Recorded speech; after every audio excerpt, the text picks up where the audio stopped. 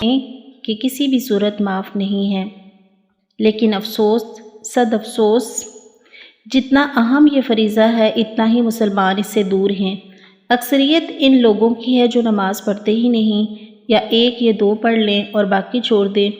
ہمیں بھی یہی حکم ہے کہ ہم اسی طرح نماز ادا کریں جس طرح رسول اللہ صلی اللہ علیہ وآلہ وسلم نے ادا کی تھی۔ آپ صلی اللہ علیہ وسلم نے فرمایا، صلوا کما رأیتمونی اصلی، بخاری کی حدیث میں آتا ہے کہ تم اس طرح نماز پڑھو جس طرح مجھے نماز ادا کرتے ہوئے دیکھتے ہو۔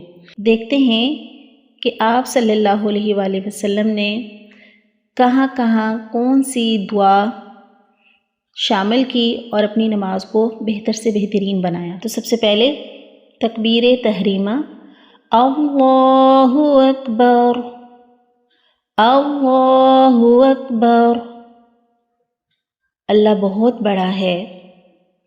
دعائے استفتاح، تکبیر تحریمہ کے بعد آپ صلی اللہ علیہ وآلہ وسلم یہ دعا پڑھا کرتے تھے، اسے کہتے ہیں استفتاح، یعنی فاتحہ سے ہے اس کا روٹ ورڈ اور اس کا معنی ہے کھولنے والی، ٹھیک ہے؟ اور یہ دعا بہت خوبصورت ہے، اس کے الفاظ بہت خوبصورت ہیں، آپ اس کو زبانی یاد کریے اور اپنی نمازوں کے اندر شامل کریے۔ تکبیر تحریمہ کے بعد یہ دعا پڑھی جاتی ہے۔ ہم کیا پڑھتے ہیں سب سے پہلے؟ ثنا، ٹھیک ہے؟ لیکن آپ صلی اللہ علیہ وسلم اس سے پہلے ایک دعا پڑھا کرتے تھے، اور وہ کون سی دعا ہے آج ہم وہ پڑھیں گے اور اس کو یاد کریں گے انشاءاللہ۔ کریں گے نا یاد؟ شروع کرتے ہیں۔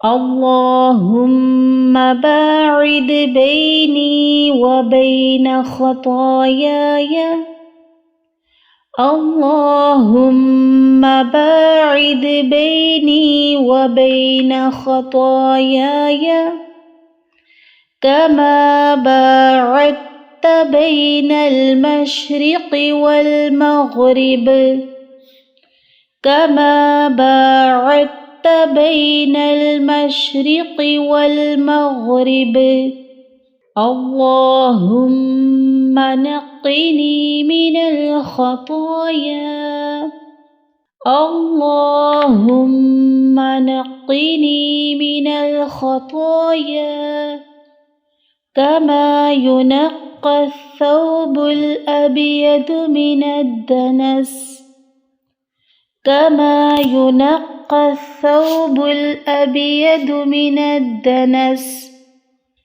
اللهم اغسل خطاياي، اللهم اغسل خطاياي بالماء والثلج والبرد، بالماء والثلج والبرد، اللہم باعد بینی وبین خطایای، اے اللہ دوری ڈال میرے درمیان اور میرے گناہوں کے، کما باعدت بین المشرق والمغرب، جس قدر آپ نے دور رکھا ہے مشرق کو مغرب سے۔ اندازہ لگائی کتنے خوبصورت الفاظ ہیں۔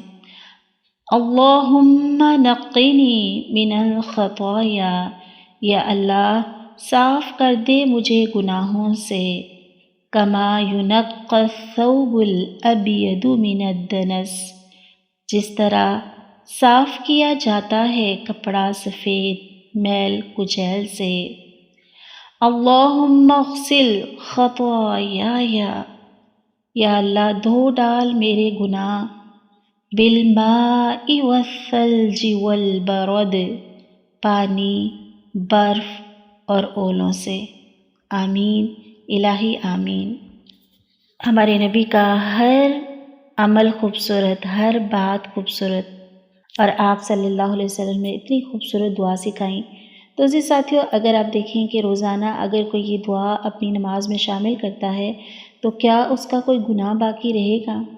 اللہ تعالیٰ ہمیں اپنی نمازیں سنت نبی صلی اللہ علیہ وسلم کے مطابق کرنے کی توفیق عطا فرمائے، آمین۔